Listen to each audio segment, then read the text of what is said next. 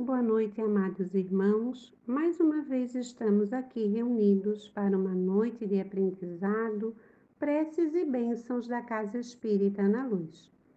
O evangelho sugerido para hoje é o capítulo 28, item 4 e 5. Em qualquer lugar que se encontrem 2 ou 3 pessoas reunidas em meu nome, eu aí me encontro no meio delas. São Mateus, capítulo 18, versículo 20. Estar reunidos em nome de Jesus não quer dizer que baste estar juntos materialmente, mas estar-se espiritualmente pela comunhão de intenções e de pensamentos para o bem. Então Jesus se encontra no meio da assembleia, ele ou os espíritos puros que os representam. O Espiritismo nos faz compreender como podem os espíritos achar-se entre nós. Comparecem com seu corpo fluídico ou espiritual, sob a aparência que nos levaria a reconhecê-los se tornassem visíveis. Quanto mais elevados são na hierarquia, tanto maior é neles o poder de irradiação. É assim que eles possuem o dom da ubiquidade e que podem se encontrar em muitos pontos simultaneamente. Para isso, é o suficiente um raio de seu pensamento. Dizendo as palavras acima transcritas, quis Jesus mostrar o efeito da união e da fraternidade. O que o atrai não é o maior ou menor número de pessoas que se reúnem, pois, em vez de 2 ou 3, houvera ele podido dizer 10 ou 20, mas o sentimento de caridade que reciprocamente as anime. Ora, para isso, basta que elas sejam 2. Contudo, se essas 2 pessoas oram, cada uma por seu lado, embora dirigindo-se ambas a Jesus, se não há entre elas comunhão de pensamentos, sobretudo se não estão movidas por um sentimento de mútua benevolência, se olham com prevenção, com ódio, com inveja ou ciúme, as correntes fluídicas de seus pensamentos, longe de se conjugarem por um comum impulso de simpatia, repelem-se. Nesse caso, não estão reunidas em nome de Jesus, que, então, não passa de pretexto para a reunião, não o tendo este por verdadeiro motivo. Capítulo 27, item 9. Isso não significa que ele seja surdo à voz de uma única pessoa. E se ele não disse, atenderei a todo aquele que me chamar, é que, antes de tudo, exige o amor do próximo, do qual se pode dar mais provas quando são muitos, e, distanciados de todo sentimento pessoal, do que no isolamento. Segue-se que, se numa assembleia numerosa, somente 2 ou 3 pessoas se unem de coração, pelo sentimento de verdadeira caridade, enquanto as outras se isolam e se concentram em pensamentos egoístas e mundanos, ele estará com as primeiras e não com as outras. Não é, pois, a simultaneidade das palavras, dos cantos ou dos atos exteriores que constitui a reunião em nome de Jesus, mas a comunhão de pensamentos em concordância com o espírito de caridade que ele personifica. Tal o caráter de que devem resistir-se às reuniões espíritas sérias, aquelas em que sinceramente se deseja o concurso dos bons espíritos. Meus amados, que ao refletirmos essas palavras do Evangelho, possamos nos melhorar um pouquinho mais em nosso dia a dia. Boa noite a todos, que a espiritualidade amiga estenda sobre todos nós muita paz, harmonia e luz. Boa noite, meus amigos do Ana Luz. Mais uma vez estamos aqui para apresentar e refletir a respeito de um texto de Emmanuel, no livro Caminho, Verdade e Vida, pela psicografia de Chico Xavier. O título que abordaremos hoje é o 4, Trabalho. Em Jesus lhes respondeu: Meu Pai obra até agora e eu trabalho também. Isso está em João, capítulo 5, versículo 17. Fala Emmanuel. Em todos os recantos observamos criaturas queixosas e insatisfeitas. Quase todas pedem socorro, raras amam o esforço que lhes foi conferido, a maioria revolta-se contra o gênero de seu trabalho. Os que varrem as ruas querem ser comerciantes, os trabalhadores do campo preferiam a existência na cidade. O problema, contudo, não é o gênero de tarefa, mas a de compreensão da oportunidade recebida. De modo geral, as queixas nesse sentido são filhas da preguiça inconsciente e o desejo ingênito de conservar o que é inútil e ruinoso nas quedas do pretérito obscuro. Mas Jesus veio arrancar-nos da morte no erro. Tirou-se-nos a bênção do trabalho, que é o movimento incessante da vida. Para que saibamos honrar nosso esforço, referiu-se ao Pai, que não cessa de servir em sua obra eterna, de amor e sabedoria, e a sua tarefa própria, cheia de imperecível dedicação à humildade. Quando se sentires cansados, lembra-te de que Jesus está trabalhando. Começamos ontem nosso humilde labor e o Mestre se esforça por nós desde quando? Neste texto tão singelo, quase poético, Emmanuel mais uma vez dá-nos a sua sensibilidade e a sua perspicácia em relação a essa lei que é a oportunidade para todos nós de refazimento. Nós temos uma cultura que nos remete ao trabalho como algo negativo. Estamos sempre festejando o início de um fim de semana e lamentando a segunda-feira. Isso é cultural, isso é uma expressão de um sentimento que nem sempre é nosso, no íntimo, na sinceridade consigo mesmo. Nós estamos acompanhando uma maneira de pensar viciosa e imprópria que remete o trabalho a uma coisa de sacrifício, de dor, de lamentação. Quando, na verdade, o trabalho é oportunidade. O trabalho é a oportunidade de nos encontrarmos em sociedade, participando cada um com seus atributos, com seus dons, com a sua força para o crescimento de todos. É através do trabalho que se constrói riquezas, que se constrói o bem para todos. E neste sentido, o trabalho exige de cada um o livre arbítrio, a livre decisão no sentido de fazer e de operar, de fazer emergir seus talentos, sua força, sua vontade na direção do próximo. E isso é expressão de amor, devo lembrar. Ora, ele nos diz que em todos os recantos observam criaturas queixosas e insatisfeitas. Talvez seja até meio da nossa natureza ser assim, insatisfeito com as coisas. Estamos, via de regra, inseguros e instáveis em relação à insegurança das coisas no mundo.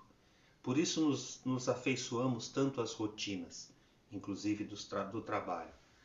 Quando todos pedem socorro, raras amam o esforço que lhe foi conferido. Aqui, mais uma vez, visto o trabalho como oportunidade de serviço, né? Como oportunidade de fazer o bem, com a oportunidade da prática real da caridade. E sempre há preferências. Onde quer que estejamos, sempre podemos imaginar que um outro local seria melhor. Mas quando, na verdade, o que nós deveríamos fazer é melhorar a nossa sensibilidade para a gratidão, para a potencialidade do ato agora, esse momento sublime que flui incessantemente dentro e em torno de nós. É oportunidade. O problema, contudo, não está no gênero da tarefa. Vejam, qualquer tarefa que é desempenhada, né, como nas vinhas do Senhor, aquela parábola tão bonita em que Jesus atribui ao proprietário do vinhedo a tarefa de distribuição de trabalhos, de oportunidades. E a gente fica imaginando que todos estejam colhendo, quando na verdade alguns estão colhendo, mas outros estão levando água para aqueles que colhem, outros estão levando e buscando os insumos, alguém afiou as ferramentas, alguém preparou o espaço e a limpeza para que tudo fluísse dentro de um trabalho produtivo para todos. Então são múltiplas as tarefas sempre, né? De modo geral, as queixas que sentimos nesse sentido são filhas da preguiça inconsciente, a nossa resistência em fazer, a nossa insegurança de que aquilo que estamos fazendo é o correto ou é o melhor possível. Neste sentido, o desejo ingênuo de conservar o que é inútil e ruinoso nas quedas do pretérito. Ou seja, esta é uma questão que nos acompanha há muitas eras, né? Seja na evolução do espírito humano através das civilizações, seja no nosso próprio espírito, em diferentes etapas de nossa vida, nós sempre temos aquele descaso pela oportunidade, aquela distração que nos leva a perder a oportunidade de fazer no momento em que é oportuno fazer. E ele faz mais a nos alertar aqui, né, que Jesus nos chama para o trabalho, arrancar-nos da morte no erro. Isso traduz uma outra mensagem muito profunda dentro do ensinamento cristão, que é a vida, né? Lembremos Jesus dizendo: eu sou a verdade, eu sou o caminho, a verdade e a vida. Nessa tríade, a vida aí diz respeito à ação no agora. O quão consciente estamos, quanto alerta estamos dos nossos próprios sentimentos nesse momento em que corre a vida, em que a oportunidade se dá. Esse momento é único. Seja no trabalho interior, seja para o trabalho exterior. Estamos sempre com a oportunidade colocada de nos observarmos nos nossos momentos de angústia mais íntima, nos nossos momentos de incerteza quanto ao resto da vida, quando mergulhamos nesse esconderijo de coisas surpreendentes que é o futuro, e quando nos preocupamos efetivamente ou nos apegamos excessivamente àquilo que passou, rememorando mágoas, rancores e processos corrosivos da alma. Tanto num extremo quanto no outro, não estamos vivendo. Por isso, Emmanuel está nos dizendo a morte no erro. O erro da inconsciência, que nos leva a ter uma vida inconsistente com qualquer princípio. Nós precisamos sempre estar caminhando na direção de algo a ser construído. É uma necessidade humana, é da natureza humana fazer o processo, colher matéria-prima, transformá-la e entregá-la com outro formato para alguém que necessita. Pensemos que todo o processo, toda a base do processo econômico acontece a partir daí. E o trabalho não existe sem liberdade. Repito, o trabalho precisa ser uma dedicação, não uma busca por recurso, mas o trabalho precisa vir do prazer de fazer.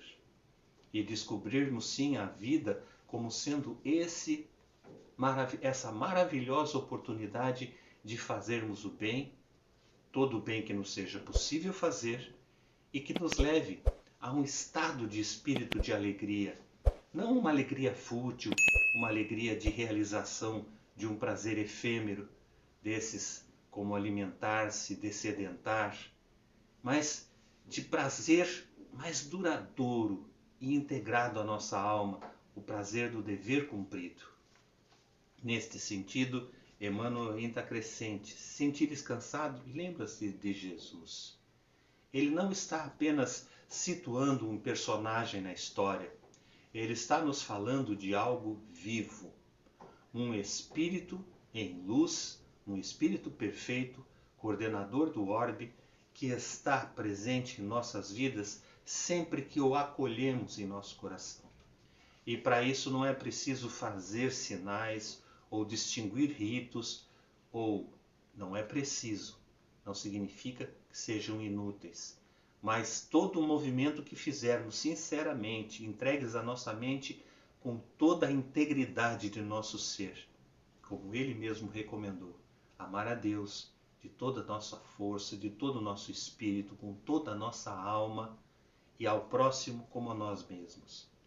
Não há como fazermos isso sem considerarmos a natureza comunicativa do espírito que somos, da nossa natureza, essa natureza humana que nos leva a nos integrar, e da preciosa joia que é o trabalho neste sentido.